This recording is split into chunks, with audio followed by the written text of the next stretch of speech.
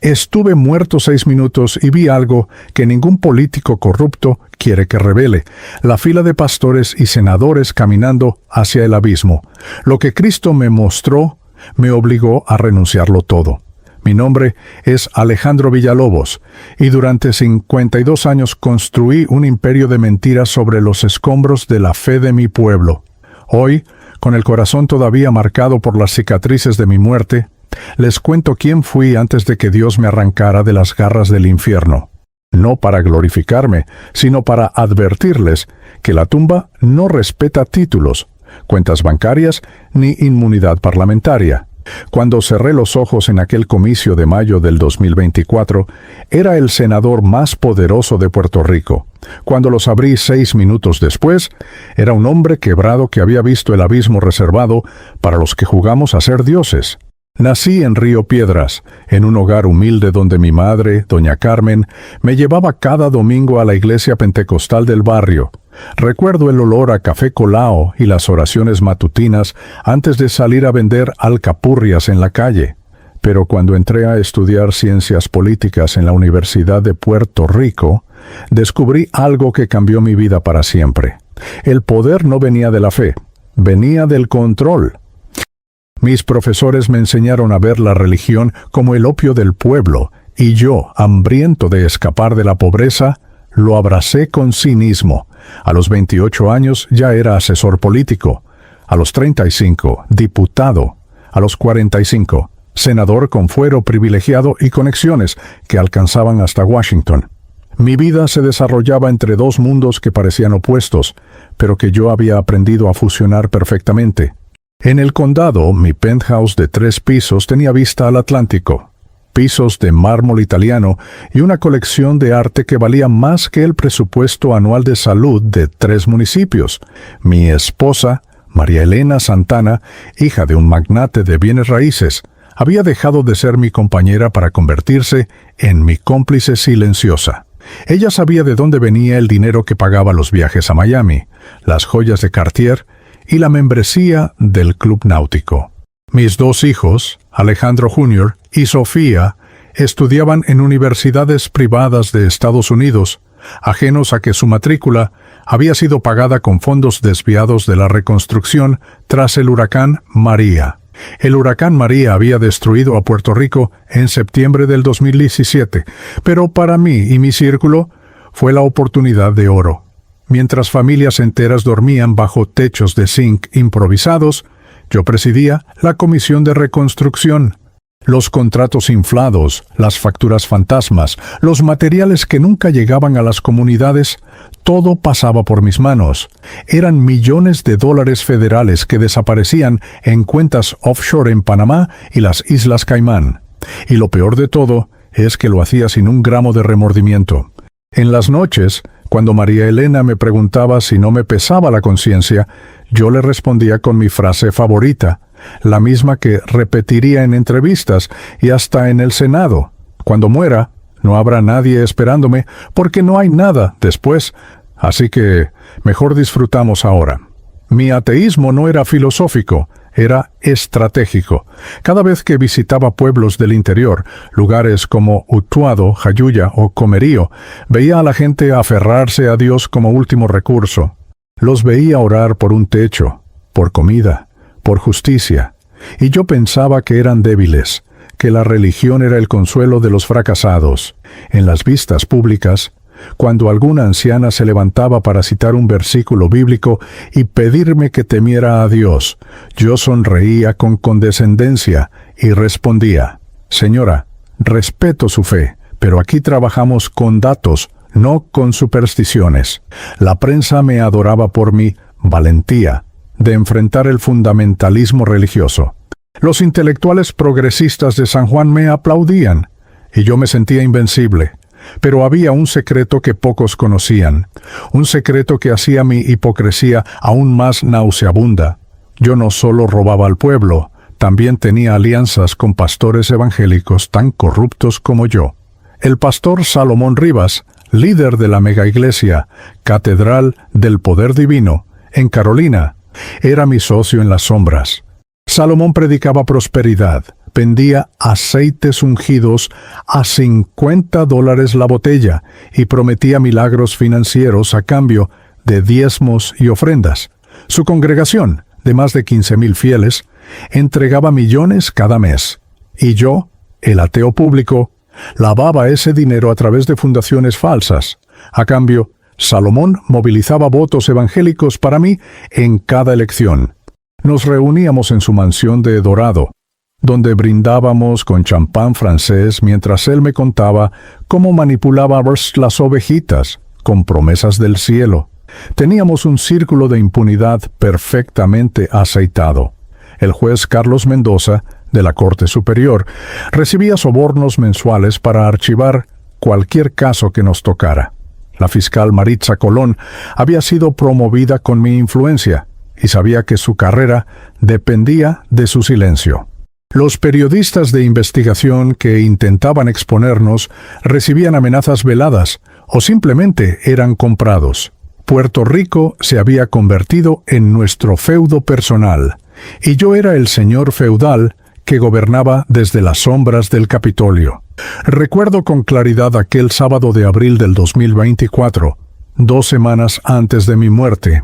Estaba en el restaurante Budatai del condado, cenando pulpo a la parrilla con langosta, cuando una mesera joven, de unos 25 años, se acercó tímidamente. Sus ojos estaban rojos, como si hubiera llorado. «Senador Villalobos», Chichent me dijo con voz quebrada, «mi familia perdió todo en el huracán. Usted prometió reconstruir nuestro barrio en Loíza, pero nunca llegó nada. Mi abuela murió esperando un techo digno. ¿Cómo puede usted dormir tranquilo?» La miré con frialdad, limpié mi boca con la servilleta de lino y le respondí, «Señorita, yo no prometo milagros. Eso se lo dejo a los curas y pastores. Si su familia no progresa, es porque no se esfuerzan lo suficiente». María Elena me pateó por debajo de la mesa, pero yo solo sonreí. Esa noche, dormí como un bebé en mi cama king size, con sábanas egipcias. Los domingos, mientras las iglesias de toda la isla se llenaban de gente buscando esperanza, yo jugaba golf en el Wyndham Grand, Río Mar, con empresarios y lobistas. Nos burlábamos de los fanáticos religiosos que creían en vírgenes que lloran y santos que hacen milagros. Si Dios existe, decía yo entre risas, entonces es el político más corrupto de todos, porque permite que el mundo sea un desastre. Mis amigos reían, brindábamos con whisky escocés de 30 años y planeábamos el próximo negocio turbio. Jamás imaginé que Dios estaba escuchando cada palabra, contando cada moneda robada, registrando cada lágrima de las viudas y huérfanos que yo había ignorado. Mi vida era un carnaval de excesos. Viajes privados a Punta Cana, relojes Rolex que cambiaba cada temporada, restaurantes de 5 estrellas donde una cena costaba lo que una familia pobre gastaba en un mes. Pero detrás de todo ese lujo había un vacío que yo llenaba con más poder, más dinero, más control. Mis hijos me llamaban solo cuando necesitaban dinero. María Elena dormía en otra habitación. Mis amigos eran aliados temporales que me traicionarían en un segundo si les convenía. Y en las madrugadas, cuando el silencio del penthouse era sepulcral, a veces me despertaba con una sensación extraña en el pecho, como si algo me observara desde las sombras. Pero yo la ignoraba, me servía un trago y volvía a dormir. El pastor Salomón y yo teníamos una broma privada. Alejandro me decía mientras contaba fajos de billetes en su oficina decorada con oro, «Si existe el infierno, nos van a dar la suite presidencial». Y yo respondía, «Salomón, el único infierno es ser pobre en esta vida, y nosotros ya nos ganamos el cielo aquí en la tierra». Chocábamos las copas y seguíamos planeando cómo exprimir más dinero del pueblo. Él desde el púlpito, yo desde el Capitolio. 2 caras de la misma moneda podrida. Pero Dios, en su infinita misericordia y terrible justicia, tenía otros planes. El reloj espiritual había comenzado su cuenta regresiva. Y yo, en mi arrogancia ciega, caminaba directo hacia el precipicio sin siquiera saberlo. El 15 de mayo del 2024 amaneció como cualquier otro día de triunfo para mí. El sol caribeño entraba por los ventanales de mi penthouse mientras mi asistente, Roberto Maldonado, repasaba conmigo el discurso que daría esa tarde en el Capitolio. Era un evento masivo, transmitido en vivo por todos los canales de televisión de Puerto Rico y con cobertura en CNN en español. Más de 3,000 personas llenarían la explanada del Capitolio, esa joya arquitectónica de cúpula blanca que domina el paisaje del viejo San Juan. Yo vestiría mi traje italiano azul marino, corbata de seda roja y mis gemelos de oro con las iniciales AB grabadas. Me sentía invencible. Me sentía inmortal. No sabía que en exactamente 7 horas estaría técnicamente muerto sobre una camilla de emergencias. El tema del comicio era Puerto Rico avanza, un futuro de progreso. Pura ironía, considerando que en ese momento tenía $4.7 millones ocultos en una cuenta de las Islas Caimán, dinero que debía estar reconstruyendo escuelas en Ponce y hospitales en Mayagüez. Pero yo había perfeccionado el arte del doble discurso. Mientras practicaba frente al espejo, ensayando gestos de estadista, María Elena entró al cuarto vistiéndose para el evento. ¿Estás seguro de que quieres ir?, me preguntó con una expresión extraña que no supe interpretar. Te ves pálido. Alejandro, anoche te escuché levantarte 3 veces. Yo la ignoré con un gesto de la mano. Son los nervios del éxito. Mi amor, hoy será histórico. Ella no insistió, nunca lo hacía. A las 2:00 de la tarde, mi convoy de 3 vehículos blindados salió del condado rumbo al viejo San Juan. Las calles adoquinadas, los balcones coloniales con sus característicos colores pasteles, las banderas de Puerto Rico ondeando en cada esquina, todo parecía celebrar mi llegada. Turistas tomaban fotos sin saber que pasaba un criminal con fuero. Cuando llegamos al Capitolio, la multitud ya estaba formada.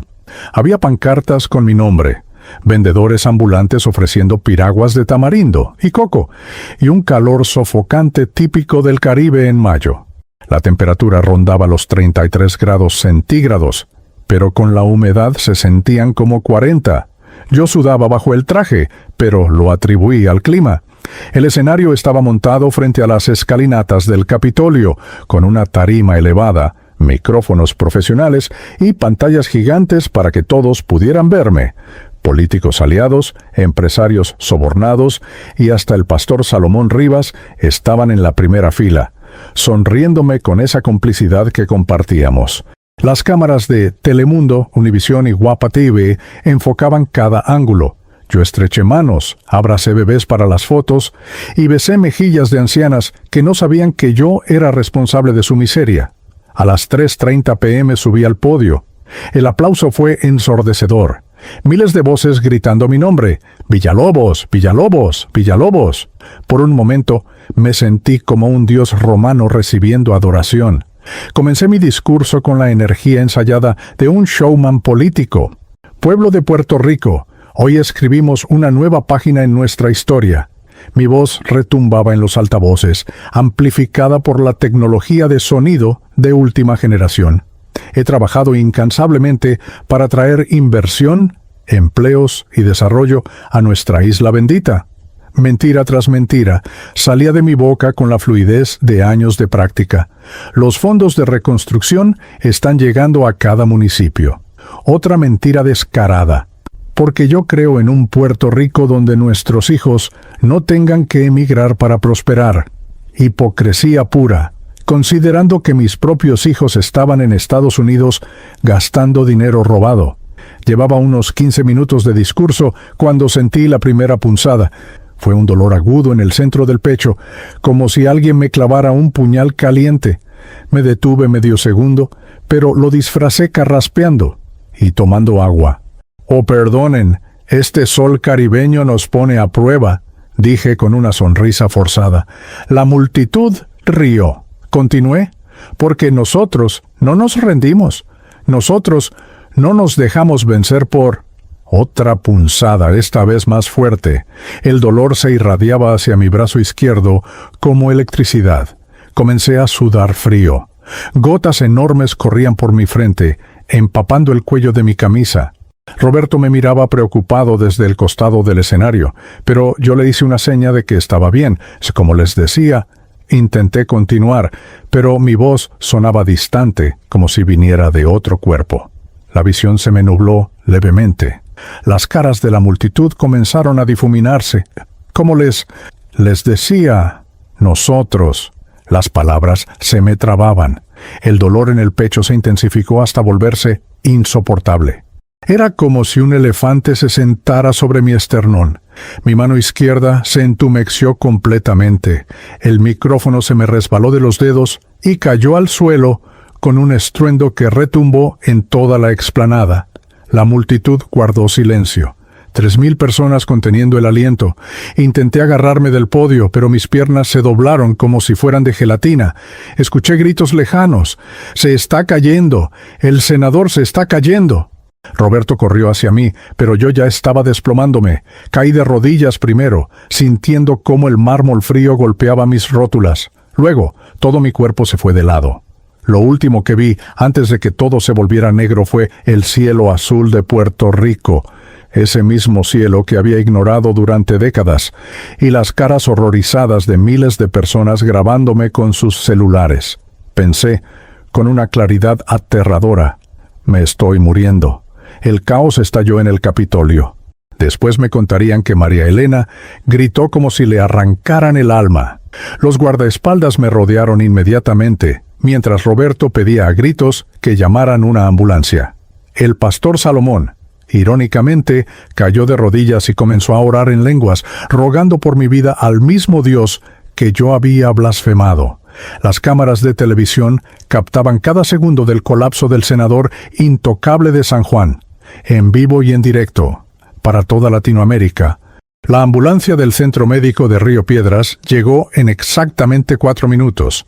Los paramédicos, Javier Ortiz y Carmen Santos, me encontraron sin pulso, sin respiración, con los labios azulados. Código azul, varón de 52 años, paro cardiorrespiratorio, gritó Javier por el radio mientras Carmen comenzaba las compresiones torácicas. Me conectaron al desfibrilador portátil. Despejado, ordenó Javier. Mi cuerpo convulsionó con la descarga eléctrica. Nada. Otra vez. Despejado. Segunda descarga. Nada. No hay ritmo. No hay ritmo, repetía Carmen con desesperación profesional. Me inyectaron epinefrina directo al corazón.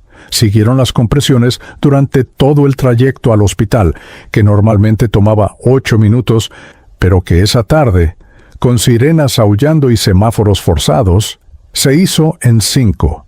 Cuando llegamos al centro médico, el equipo de emergencias ya estaba preparado. El doctor Luis Ramírez, cardiólogo de 40 años de experiencia, tomó el control. «¿Cuánto tiempo lleva abajo?», preguntó mientras revisaba el monitor. 5 minutos sin signos vitales», respondió Javier. «Maldición, preparen intubación, desfibrilador a 300 julios y tráigame un equipo de bypass de emergencia». El equipo se movía como una máquina bien aceitada. Enfermeras corrían con medicamentos. Residentes preparaban equipos y yo seguía muerto sobre esa camilla metálica. «Despejado», ordenó el doctor. «Ramírez, tercera descarga». Mi cuerpo arqueado como arco. El monitor seguía mostrando una línea plana con ese pitido continuo que en las películas significa muerte. «Otra dosis de epinefrina. No lo vamos a perder», gruñó el doctor. «Cuarta descarga. Quinta descarga». El reloj de la sala de emergencias marcaba las 3:51 p.m. Yo había colapsado a las 3:45 p.m. 6 minutos. 6 minutos completos sin oxígeno en el cerebro, sin sangre circulando, sin vida, según cualquier definición médica. Afuera de la sala de emergencias, María Elena lloraba en brazos de Roberto. El pastor Salomón había llegado con medio equipo de la mega iglesia para orar. Los periodistas se aglomeraban en la entrada del hospital. Las redes sociales explotaban con el hashtag Villalobos en emergencia. Políticos rivales ya estaban calculando cómo repartirse mi poder.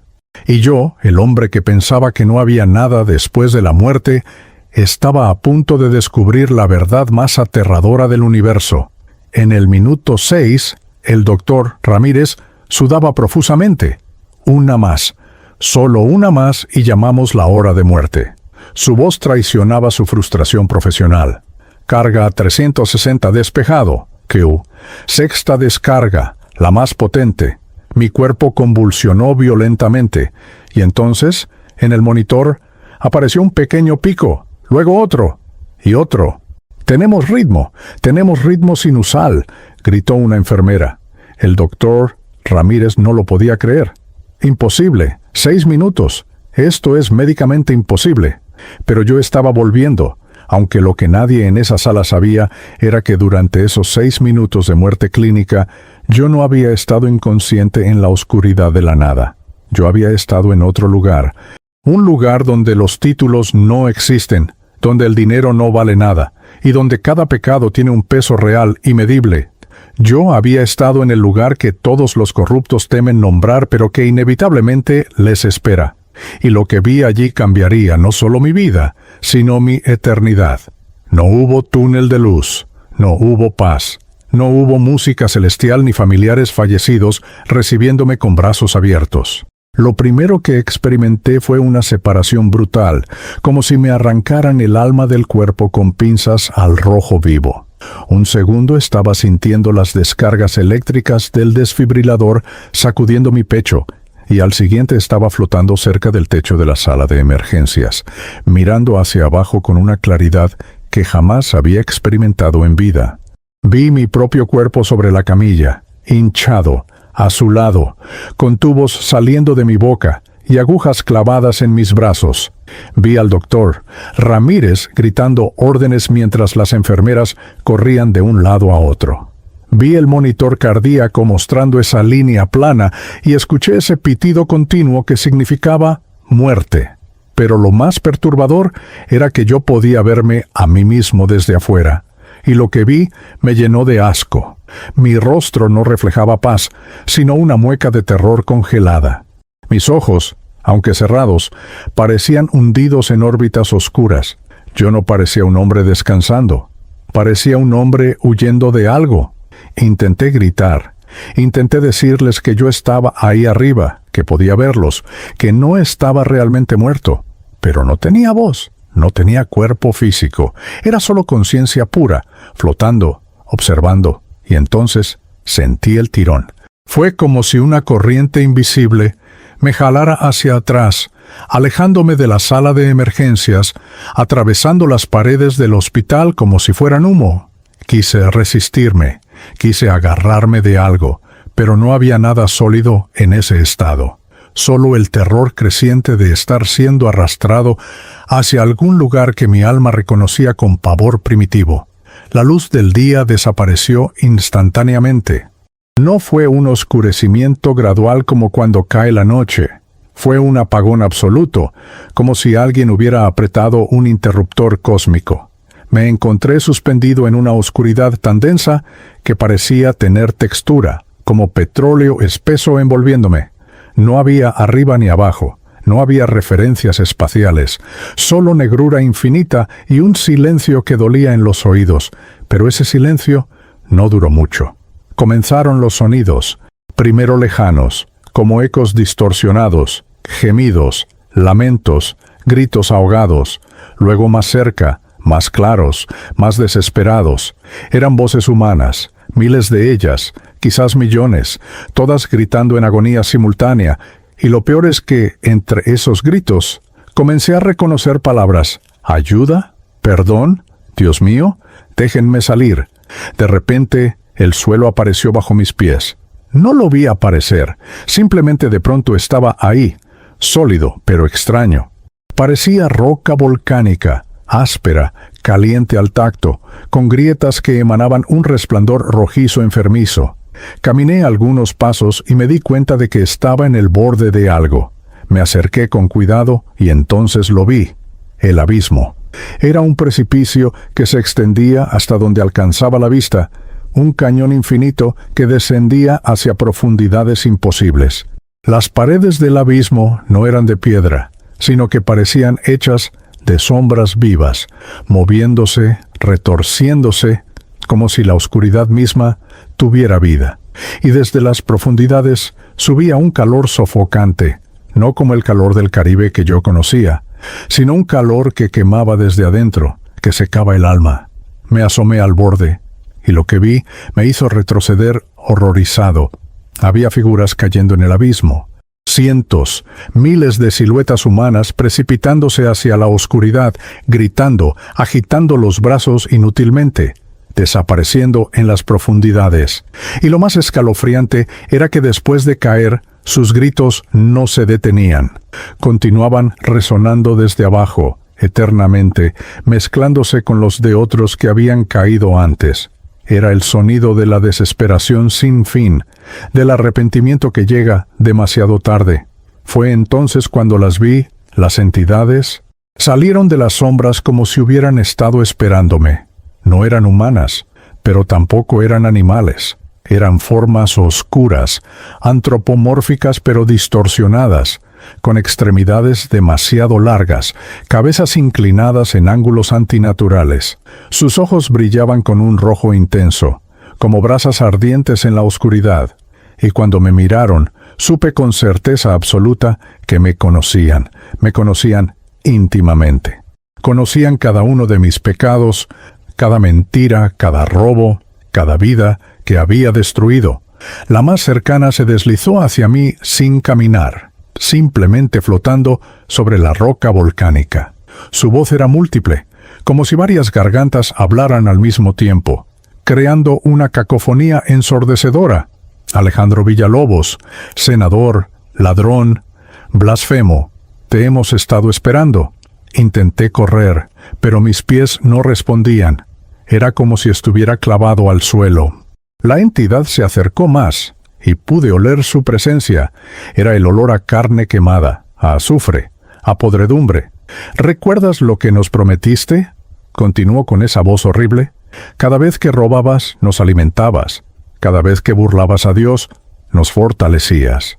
Cada vez que ignorabas el llanto de las viudas y huérfanos, nos dabas más poder sobre ti. Otras entidades comenzaron a rodearme, formando un círculo. Eran quizás una docena, todas con esos ojos rojos brillantes, todas mirándome con lo que solo puedo describir como hambre. Te alimentamos con tu propia avaricia, Alejandro, dijo otra con voz siseante. Tu codicia era nuestra comida, tu orgullo era nuestro vino, y ahora has llegado al banquete final. Una de ellas extendió lo que parecía ser una mano, pero tenía garras largas y negras como obsidiana. Me tocó el pecho, exactamente donde había sentido el dolor del infarto, y una agonía indescriptible me atravesó. No era dolor físico, era algo peor. Era el peso de cada pecado convirtiéndose en tortura pura. Y entonces comenzaron las visiones. No sé si las entidades me las mostraban, o si simplemente en ese lugar la verdad no puede ser escondida. Pero de repente estaba viendo mi vida completa, pero no desde mi perspectiva. La estaba viendo desde la perspectiva de mis víctimas. Vi a la familia Torres de Loíza, la misma familia de la mesera que me había confrontado en el restaurante. Los vi después del huracán María, viviendo bajo un techo de zinc oxidado que goteaba cuando llovía. Vi a la abuela, doña Milagros, de 78 años, enferma de diabetes, durmiendo en un colchón húmedo en el suelo porque no había camas. Vi cómo esperaron durante 2 años la ayuda que yo había prometido en televisión, la ayuda que nunca llegó porque yo había desviado esos fondos a mi cuenta offshore. Vi a doña Milagros muriendo en ese rancho miserable, susurrando el nombre de Dios con su último aliento, preguntando por qué la había abandonado. Y sentí su dolor. Sentí cada gota de lluvia que cayó sobre su cama. Sentí el frío de las noches sin electricidad. Sentí su desesperanza y me partió el alma. Pero las visiones no se detuvieron. Vi al matrimonio Delgado de Ponce, ancianos que habían perdido su casa y todos sus ahorros. Vi cómo intentaron suicidarse juntos porque no soportaban la humillación de vivir en un albergue. Vi al joven Carlos Méndez de Caguas, que murió de leucemia porque el hospital no tenía los medicamentos de quimioterapia que yo había prometido comprar con fondos públicos. Fondos que en realidad habían terminado pagando mi Rolex y mis vacaciones en Punta Cana. Vi su rostro demacrado en la cama del hospital, vomitando sangre, mientras su madre lloraba impotente. Y sentí cada punzada de dolor que él sintió. Sentí la desesperación de su madre. Sentí el peso de su muerte sobre mi conciencia, una tras otra. Las visiones me bombardeaban. Vi a maestras que no podían alimentar a sus hijos porque el gobierno les debía meses de salario, salarios que yo había desviado. Vi a familias enteras emigrando a Estados Unidos, desgarradas por la necesidad, dejando atrás su tierra, su cultura, su identidad, porque ya no había esperanza en Puerto Rico. Y yo era parte de ese sistema que los había expulsado. Vi a la mesera del restaurante Buddha Thai, llorando en su cuarto después de mi comentario cruel, sintiéndose humillada, sin valor. Sentí su vergüenza como si fuera mía. ¿Lo sientes ahora, Alejandro? Siseó, una de las entidades. ¿Sientes el peso de tu éxito? Cada dólar que robaste tiene el peso de una vida destruida. Cada mentira que dijiste tiene el peso de la esperanza asesinada. Y aquí, en este lugar, ese peso es real, es medible, es eterno. Las entidades comenzaron a tocarme con sus garras y con cada toque sentía más peso.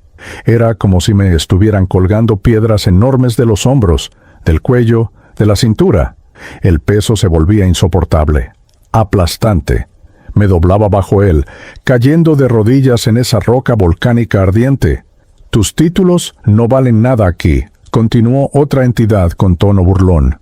Tu dinero no puede comprarte salida. Tu fuero no te protege de la justicia divina.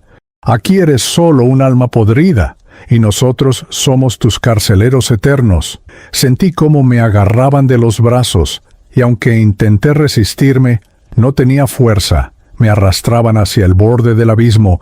Podía ver las figuras cayendo, escuchar sus gritos mezclándose en una sinfonía de horror. Este es tu lugar en el Church, Alejandro. Aquí donde los políticos corruptos y los líderes religiosos hipócritas reciben lo que sembraron. Me asomaron al borde, sosteniéndome solo por los tobillos, con la cabeza colgando sobre el vacío infinito. El calor que subía desde las profundidades era asfixiante. Podía ver rostros en la oscuridad, rostros retorciéndose en agonía, y lo más aterrador era que algunos de esos rostros parecían conocidos, políticos que había visto en noticias, líderes que habían muerto en escándalos de corrupción. Todos estaban allí, cayendo eternamente. No, no, por favor, grité finalmente, encontrando mi voz. Lo siento mucho, perdón. Pero las entidades solo reían, y esa risa era más horrible que cualquier grito. El arrepentimiento no tiene valor aquí, dijeron al unísono. Tuviste toda una vida para arrepentirte. Elegiste la burla, elegiste el robo, elegiste jugar a ser Dios, y ahora Dios te ha entregado a nosotros. Sentí cómo aflojaban su agarre. Estaba a punto de caer, de unirme a esa masa de condenados gritando en el abismo. Me preparé para la caída eterna. Cerré lo que hubieran sido mis ojos y esperé el fin. Pero entonces, justo cuando sus garras me soltaron, algo pasó, algo que ninguna de esas entidades esperaba. Una luz rasgó la oscuridad como un rayo atravesando la noche, y una voz resonó con autoridad que hizo temblar hasta las profundidades del abismo. Y esa voz dijo una sola palabra que cambiaría mi destino. Detente. La luz no llegó gradualmente como un amanecer. Explotó en la oscuridad como un relámpago nuclear, tan brillante y poderosa que las entidades que me sostenían soltaron un chillido agudo y me dejaron caer. Pero yo no caí al abismo. Caí sobre la roca volcánica, golpeándome con fuerza, y cuando levanté la vista, lo que vi me dejó paralizado de asombro y terror, simultáneamente. Era un ser de luz, pero no como esas descripciones sentimentales que había leído en libros de supermercado. Esta luz era feroz, imponente, con una presencia que llenaba todo el espacio y hacía que la oscuridad retrocediera como agua ante aceite hirviendo. Las entidades de bajo astral se encogieron, escondiéndose detrás de rocas y grietas, gimiendo como animales heridos. Y entonces escuché la voz nuevamente, y reconocí con cada fibra de mi ser que no era una voz cualquiera. Era la voz que habló y creó galaxias, la voz que dividió el mar rojo, la voz ante la cual todo se inclina. Aún no es su tiempo. Resonó con autoridad que no admitía discusión ni apelación. Las entidades temblaban visiblemente. Una de ellas, la que había hablado primero, se atrevió a protestar con voz quebrada. «Pero, Señor, Él nos alimentó. Él nos fortaleció con sus pecados. Él es nuestro por derecho de conquista espiritual». La respuesta del ser de luz fue instantánea y devastadora. Un rayo de luz pura salió de su presencia y golpeó a la entidad, que se desintegró en cenizas con un alarido que heló mi sangre. Las demás retrocedieron aún más, murmurando entre ellas pero sin atreverse a desafiar nuevamente. «Ningún alma me pertenece a menos que yo lo permita», declaró el ser de luz. «Y este hombre tiene una tarea que cumplir antes de que su juicio final sea sellado». Intenté mirar directamente al ser de luz, pero era imposible. Era como intentar mirar al sol del mediodía multiplicado por 1000. Solo podía ver su silueta, una forma humana pero glorificada, envuelta en resplandor blanco dorado que pulsaba con poder. Y entonces él se movió hacia mí. Cada paso que daba hacía temblar la roca bajo mis pies. Cuando estuvo frente a mí, extendió lo que parecía ser una mano, y aunque no podía ver sus rasgos claramente, supe con certeza absoluta quién era.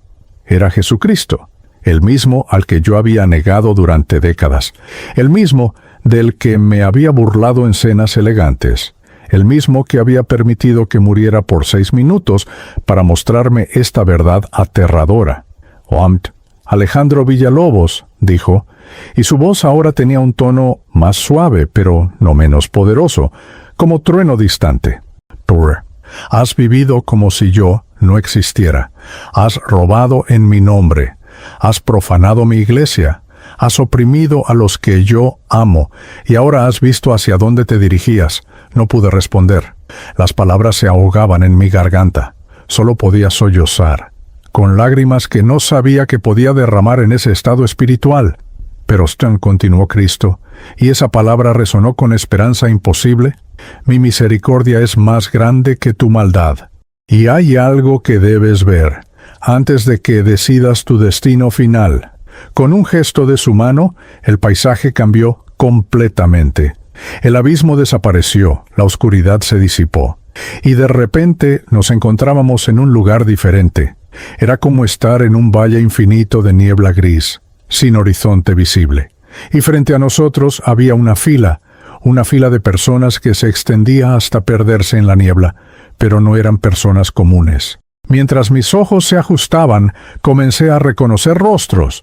Mi corazón, si es que tenía uno en ese estado, comenzó a latir con pánico creciente. Eran políticos, líderes religiosos, empresarios, personas de poder e influencia, y todos caminaban en la misma dirección, hacia algo que no podía ver todavía, con expresiones de confusión y miedo.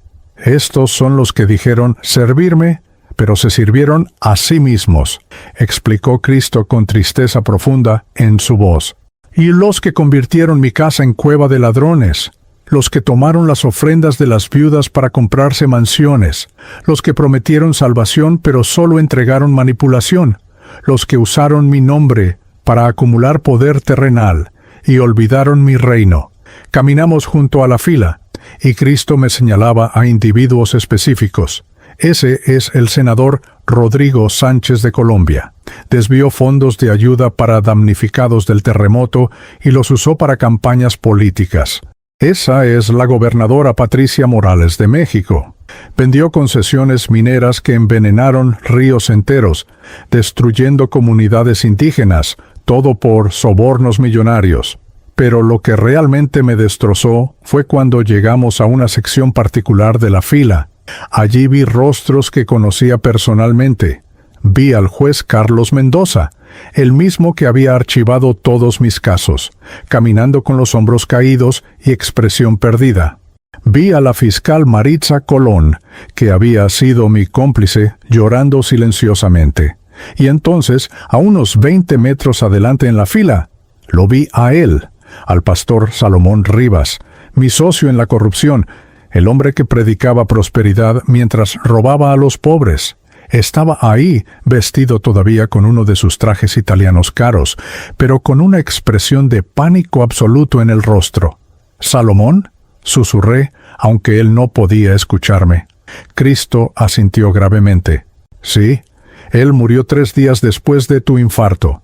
Aneurisma cerebral mientras contaba el diezmo del domingo.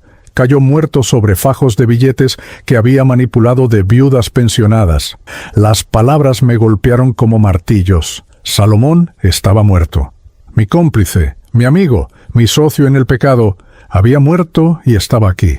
«Baines, observa lo que le espera», ordenó Cristo, y comenzamos a caminar más rápido, adelantándonos en la fila hasta llegar al punto donde todos se dirigían. Era una puerta, pero no una puerta física común. Era una entrada de luz brillante, hermosa, que emanaba paz y amor en ondas casi tangibles.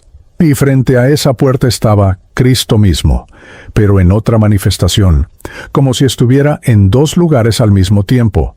El Cristo junto a mí era el Cristo de juicio. El Cristo frente a la puerta era el Cristo de misericordia, pero su rostro ante la puerta no mostraba misericordia en ese momento, mostraba dolor y decepción mientras personas de la fila llegaban frente a él. Vi a Salomón llegar a su turno. Se arrodilló inmediatamente, con lágrimas corriendo por sus mejillas. «Señor, Señor Jesús, yo prediqué tu palabra, yo bauticé a miles, yo eché fuera demonios en tu nombre». Su voz era desesperada, suplicante. Pero Cristo en la puerta negó con la cabeza lentamente, con una tristeza que partía el alma. «Salomón Rivas, tú conocías mi palabra, pero la torciste para tu beneficio. Prometiste bendición, pero entregaste maldición. Les dijiste a mis ovejas que la fe se mide en dólares, cuando yo enseñé que es imposible servir a Dios y a las riquezas». Salomón sollozaba incontrolablemente. «Pero Señor, yo te amaba. Yo quería servirte». Cristo respondió con voz firme. «Si me amaras, hubieras guardado mis mandamientos. No puedes decir, Señor, Señor, y hacer iniquidad. Apártate de mí, hacedor de maldad. Nunca te conocí». Lo que sucedió después me horrorizó más que el abismo mismo. Salomón comenzó a ser arrastrado hacia atrás, no por entidades visibles, sino por una fuerza invisible. Gritaba, se aferraba al suelo, suplicaba por otra oportunidad, pero fue arrastrado hacia la oscuridad que esperaba detrás de la fila, desapareciendo con un grito que se desvanecía en la distancia, y entonces vi lo que había más allá de donde él fue arrastrado. Era el mismo abismo que yo había visto antes, pero desde otra perspectiva. Todas estas personas en la fila estaban siendo juzgadas, y los que eran rechazados terminaban allí, en ese lugar de tormento eterno. «¿Ves ahora?», me preguntó el Cristo que estaba junto a mí. «Tu amigo Salomón predicó a decenas de miles, pero su corazón estaba con Mamón, no conmigo. Él llevó a muchos por el camino ancho que lleva a la destrucción, enseñándoles que Dios es un cajero automático espiritual. Y ahora enfrenta el peso eterno de cada alma que desvió del camino verdadero. Vi a otros siendo rechazados también. Un político venezolano que había causado hambruna para mantenerse en el poder. Una pastora brasileña que vendía agua bendita, a $1,000 la botella, prometiendo curaciones que nunca llegaban. Un empresario argentino que había traficado con niños bajo la fachada de una fundación cristiana. Uno tras otro, siendo rechazados, arrastrados hacia el abismo. Pero también vi algunos que sí pasaban. Vi a una mujer sencilla, vestida con ropa humilde, que cuando llegó ante Cristo, él sonrió con alegría genuina. «Bienvenida», buena y fiel sierva. Alimentaste a los hambrientos cuando tú misma tenías hambre. Consolaste a los tristes cuando tu propio corazón estaba roto. Entra en el gozo de tu Señor. Ella cruzó la puerta llorando de felicidad, y una luz aún más brillante la envolvió. Vi a un pastor anciano que había servido en una iglesia pequeña toda su vida, nunca rico, nunca famoso, pero fiel. Cristo lo abrazó como a un hermano. Bien hecho, siervo bueno y fiel. Fuiste fiel en lo poco, te pondré sobre mucho. Él también entró. La diferencia era clara y devastadora. Los que habían vivido para servirse a sí mismos, bajo la fachada de servir a Dios, eran rechazados. Los que genuinamente habían amado y servido, aunque fueran imperfectos, eran recibidos. ¿Y yo? Finalmente encontré el valor para preguntar, ¿cuál es mi destino, Señor? Cristo se volvió hacia mí con una mirada penetrante que parecía ver cada átomo de mi ser. Tu destino aún no está sellado, Alejandro. Por eso estás aquí como observador y no como juzgado. Aún respiras en la tierra, aunque por poco. Tu cuerpo está siendo reanimado en este preciso momento en el Centro Médico de Río Piedras. El doctor Ramírez acaba de lograr que tu corazón lata nuevamente. No podía creerlo. Todavía estaba vivo. ¿Esto era una oportunidad? Pero, Señor, tartamudeé. Yo he hecho cosas horribles. He robado, he mentido, he blasfemado contra ti. He causado sufrimiento a miles. ¿Por qué me das esta oportunidad? La respuesta de Cristo me quebró completamente, porque mi misericordia no se basa en tus méritos, sino en mi naturaleza, porque vine a buscar y salvar lo que se había perdido, porque no quiero que ninguno perezca, sino que todos procedan al arrepentimiento. Pero entiende esto claramente, Alejandro, de Dios no se zomba. Todo lo que el hombre sembrare, eso también segará. Has sembrado corrupción, opresión y blasfemia. Si vuelves y continúas en ese camino, lo que viste hoy será tu realidad eterna. Pero si vuelves y te arrepientes genuinamente, si devuelves lo robado, si adviertes a otros, si vives el resto de tus días para mi gloria y no la tuya, entonces hay esperanza para tu alma. Te devuelvo para que adviertas. Continuó Cristo con solemnidad. Advierte a los políticos corruptos que su poder termina en la tumba. Advierte a los pastores falsos que no pueden engañar al juez supremo. Advierte a todos que el infierno es real, que el juicio es real, y que la misericordia tiene un límite de tiempo llamado vida. Tu tarea es testificar de lo que viste aquí. Y cada día que vivas después de hoy será un regalo inmerecido y una responsabilidad sagrada. Sentí un jalón nuevamente, pero diferente al anterior. Este era un jalón hacia arriba, hacia atrás, hacia la vida. «Espera», grité. «¿Cómo sé que esto no es solo una alucinación de mi cerebro muriendo?» Cristo sonrió tristemente. «Cuando despiertes, tendrás pruebas. Sabrás cosas que no podrías saber, y tu vida jamás volverá a ser la misma». La luz comenzó a desvanecerse. La fila de personas desapareció. El valle de niebla se disolvió. Y yo comencé a caer, pero no hacia el abismo, sino hacia otra dirección. Caí a través de dimensiones que no puedo describir, a través de capas de realidad, hasta que finalmente vi una luz diferente. Era la luz fluorescente del hospital. Y escuché voces humanas gritando, y sentí dolor. Dolor físico real en mi pecho, dolor que significaba que estaba vivo. Había vuelto. El dolor fue lo primero. No un dolor cualquiera, sino una agonía que atravesaba cada célula de mi cuerpo, como si me estuvieran reconstruyendo átomo por átomo. Mis pulmones ardían, como si hubiera inhalado fuego líquido. Mi pecho sentía el peso de 1000 elefantes aplastándolo. Mis oídos zumbaban con un ruido ensordecedor. Y entonces escuché la voz del doctor Ramírez, distante al principio, luego más clara.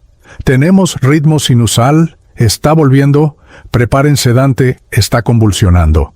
Intenté abrir los ojos, pero la luz del quirófano me cegaba. Intenté moverme, pero tenía tubos por todas partes, en la boca, en los brazos, en el pecho. Estaba atrapado en mi propio cuerpo que había sido un cadáver minutos antes, pero lo que me aterrorizaba no era el dolor físico. Era que todavía podía ver las imágenes del otro lado grabadas en mi mente con claridad perfecta.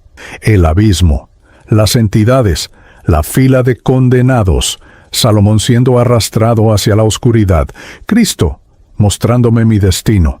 Todo seguía ahí, más real que la sala de emergencias donde me encontraba. Y entonces, con una claridad que cortaba como bisturí, comprendí la verdad. Yo había estado muerto, realmente muerto. Y lo que vi no fue un sueño ni una alucinación provocada por falta de oxígeno. Fue real, más real que cualquier cosa que hubiera experimentado en mis 52 años de vida terrenal. El tubo en mi garganta me ahogaba. Necesitaba hablar. Necesitaba gritar lo que había visto.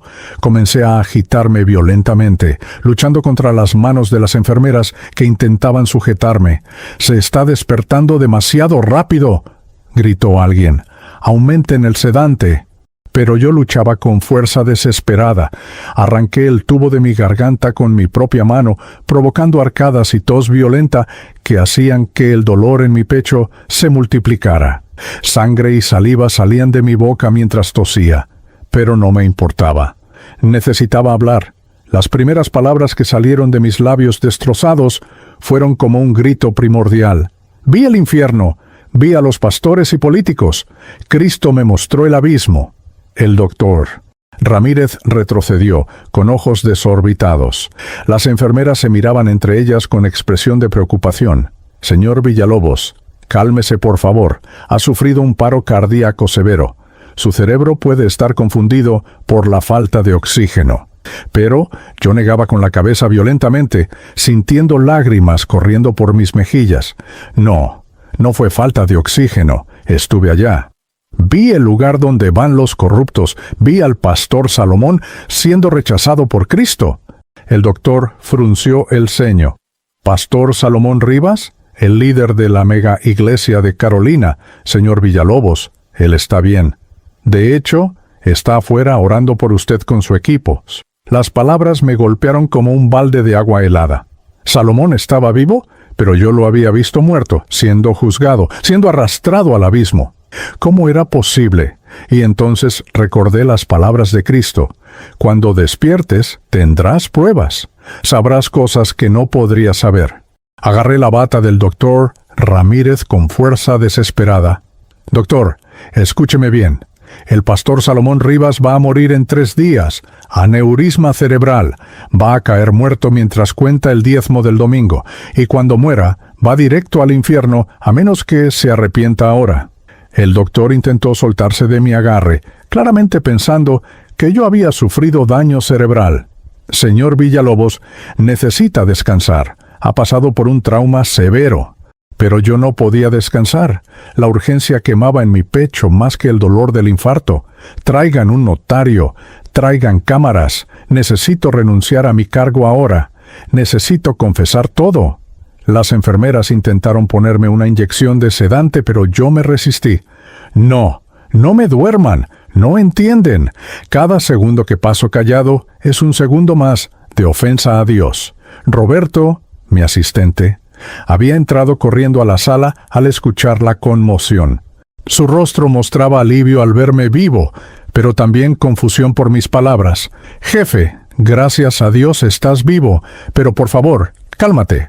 Los médicos dicen que necesitas reposo absoluto». Lo miré directamente a los ojos con una intensidad que lo hizo retroceder. «Roberto, durante años te pedí que mintieras por mí, que falsificaras documentos, que borraras evidencias. Y tú lo hiciste porque te pagaba bien, pero ahora te pido algo diferente. Trae un notario aquí, ahora, y trae representantes de todos los canales de televisión. Voy a confesar todos mis crímenes públicamente, y vas a ser testigo de cómo el hombre más corrupto de Puerto Rico se arrepiente ante Dios y ante su pueblo». Roberto palidecía mientras yo hablaba. «Jefe, si haces eso, irás a prisión, perderás todo, tu familia, tu dinero, tu reputación». Me reí con amargura. «¿Mi reputación? Roberto, yo ya perdí lo único que importa, mi alma. Y Cristo me está dando una oportunidad que no merezco de recuperarla. No voy a desperdiciarla por orgullo terrenal». María Elena entró en ese momento. con el maquillaje corrido por las lágrimas, pero todavía vestida elegantemente. Alejandro, mi amor, pensé que te había perdido. Se acercó a abrazarme, pero yo la detuve con una mano. María Elena, necesito decirte algo y no va a ser fácil de escuchar. Durante nuestro matrimonio, te convertí en cómplice de mis crímenes. Te compré con joyas y viajes mientras miles de familias sufrían, y tú aceptaste porque preferiste la comodidad al carácter. Pero ahora todo eso termina. Voy a devolver cada dólar que robé, cada propiedad, cada inversión. Vamos a quedarnos sin nada, y necesito saber si estarás conmigo en la pobreza, como estuviste en la riqueza mala vida. Su expresión cambió de preocupación a incredulidad, luego a ira. ¿Estás loco? ¿Devolver todo? ¿Y qué vamos a vivir? ¿Y nuestros hijos? ¿Y nuestra casa? ¿Nuestros autos? ¿Nuestra vida? Las lágrimas corrían por mi rostro mientras respondía: nuestros hijos están viviendo con dinero robado de huérfanos y viudas. Nuestra casa fue comprada con el sufrimiento de familias sin techo. Nuestros autos fueron pagados con lágrimas de madres que no pueden alimentar a sus bebés.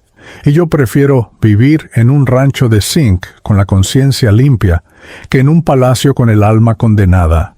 María Elena retrocedió como si la hubiera golpeado. No te reconozco. El infarto te dañó el cerebro. Necesitas psiquiatras, no notarios.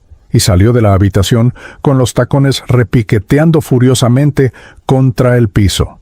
2 días después, desde mi cama de hospital, rodeado de abogados, notarios y cámaras de televisión, hice lo impensable. Renuncié públicamente a mi cargo de senador. Confesé cada esquema de corrupción en detalle, nombrando cómplices, revelando cuentas offshore, entregando documentos que había guardado como seguro. La transmisión fue en vivo por todos los canales nacionales y se volvió viral en toda Latinoamérica en cuestión de horas. El hashtag Picia Villalobos Confiesa era tendencia mundial. Pero lo más impactante no fueron los detalles de la corrupción, sino mi testimonio de lo que vi durante esos 6 minutos de muerte clínica. Wotewanpac, pueblo de Puerto Rico, dije mirando directamente a la cámara con voz quebrada pero firme. Durante décadas me burlé de su fe, les robé mientras ustedes oraban. Los llamé débiles por creer en Dios, pero yo estaba equivocado. Dios existe, el cielo existe, el infierno existe, y el juicio es real. Yo vi el abismo preparado para políticos y líderes religiosos corruptos. Vi a pastores que predicaban prosperidad siendo rechazados por Cristo y arrastrados a tormento eterno. Vi la fila de condenados y reconocí rostros famosos de toda Latinoamérica. Y Cristo me mostró que yo iba directo hacia allá. Pero en su misericordia me dio esta segunda oportunidad, y no la voy a desperdiciar. Las reacciones fueron explosivas. La Fiscalía Federal abrió investigaciones inmediatas. Docenas de políticos y empresarios mencionados en mi confesión fueron arrestados. El sistema de corrupción que habíamos construido comenzó a desmoronarse como castillo de naipes. Pero lo que más impactó fue mi predicción sobre el pastor Salomón. 3 días después de mi confesión, exactamente como Cristo me había mostrado, Salomón Rivas colapsó en su oficina mientras contaba el diezmo del domingo. Aneurisma cerebral masivo. Murió instantáneamente, cayendo sobre fajos de billetes que sumaban más de $200,000 en efectivo. Las noticias explotaron. ¿Cómo pude saber que moriría exactamente así? Los escépticos buscaban explicaciones racionales, pero los creyentes reconocían la mano de Dios. María Elena me pidió el divorcio una semana después. No por mis crímenes, sino por mi arrepentimiento. Prefiero ser la ex esposa de un corrupto rico que la esposa actual de un santo pobre. Me dijo con frialdad que no reconocí en la mujer con quien me había casado. Se quedó con nuestra casa del condado, que milagrosamente estaba a su nombre, y desapareció de mi vida. Mis hijos me escribieron emails furiosos, culpándome por arruinar sus vidas de privilegio en Estados Unidos. Todos mis amigos poderosos me abandonaron. El juez Mendoza y la fiscal Colón, también arrestados por mi testimonio, me enviaron amenazas de muerte desde la cárcel. Perdí absolutamente todo lo que había construido en 5 décadas, pero gané algo infinitamente más valioso. Gané paz, gané propósito, gané esperanza de salvación. Cuando finalmente salí del hospital, un pastor humilde de una iglesia pequeña en Santurce, el pastor Esteban Morales, me ofreció refugio. Su congregación de apenas 50 personas se reunía en un local alquilado con techo de zinc y bancas de madera. Me dieron una habitación en la parte trasera del templo, un cuarto de 3 metros cuadrados con un colchón en el suelo y una Biblia sobre una caja de cartón que servía de mesita. Y era el lugar más hermoso donde había vivido jamás. Comencé a trabajar con adictos en los residenciales públicos de Santurce, lugares que antes miraba con desprecio desde las ventanas polarizadas de mi auto blindado. Ahora caminaba esas calles compartiendo mi testimonio con traficantes, prostitutas, personas sin hogar. Les contaba cómo el senador intocable había visto el infierno y había vuelto transformado. Muchos lloraban, algunos se arrepentían, y cada alma que venía a Cristo por mi testimonio era una deuda menos en mi cuenta espiritual. Los domingos predicaba en iglesias humildes por toda la isla. No me pagaban, solo me daban comida y transporte. Mi mensaje era siempre el mismo: de Dios no se zomba. Contaba mi historia completa, sin ocultar nada: los crímenes, la arrogancia, la muerte, el abismo, el encuentro con Cristo, la oportunidad inmerecida. Y advertía especialmente a los líderes: ustedes que tienen poder, tiemblen ante el juez supremo. Ustedes que manejan los diezmos del pueblo, recuerden que cada centavo tiene un dueño celestial. Ustedes que prometen bendición mientras viven en mansiones, recuerden la fila de pastores rechazados que yo vi. El tiempo de misericordia es ahora, mientras respiran. Después solo queda el juicio. 1 año después de mi muerte y resurrección, Alejandro Villalobos ya no era un nombre asociado con poder y corrupción. Era un nombre asociado con arrepentimiento genuino y transformación radical. Había devuelto más de $8 millones al gobierno de Puerto Rico. Había testificado en 34 casos de corrupción. Había visto a 17 de mis excómplices condenados a prisión y había llevado a más de 300 personas a los pies de Cristo con mi testimonio. La tumba política se había convertido en mi salvación eterna. Hoy, mientras escribo estas palabras en mi pequeño cuarto de zinc, con el sonido de los ensayos del coro de la iglesia filtrándose por las paredes delgadas, puedo decir con total certeza: el cielo es real, el infierno es real, y Cristo es real. No es filosofía, no es religión comparada, no es autoayuda espiritual. Es verdad objetiva que cada ser humano enfrentará tarde o temprano. Y mi oración, la que repito cada noche antes de dormir en mi colchón humilde, es esta: Padre Celestial, gracias por la misericordia inmerecida que me mostraste. Gracias por no dejarme caer en el abismo que yo mismo había cavado con mis pecados. Perdona a los políticos corruptos que todavía creen que sus crímenes quedarán impunes. Perdona a los pastores falsos que usan tu nombre para enriquecerse. Abre sus ojos como abriste los míos. Y si es necesario que pasen por la muerte para ver la verdad, entonces permite que vuelvan como yo volví, transformados y comprometidos con tu reino. Señor Jesús, que mi vida restante sea un testimonio vivo de que ningún pecador está más allá de tu alcance, pero también de que tu paciencia tiene límites, que los poderosos tiemblen, que los soberbios se humillen y que todos reconozcan que de Dios no se zomba. En el nombre de Jesús, amén. Si eres político, líder religioso, empresario o cualquier persona en posición de poder y estás leyendo esto, mi advertencia es clara: arrepiéntete hoy. No esperes a tener tu propio infarto para ver la verdad. El abismo está esperando, pero también está esperando la misericordia de un Cristo que no quiere que nadie perezca. La elección es tuya, pero el tiempo se acaba con cada latido de tu corazón.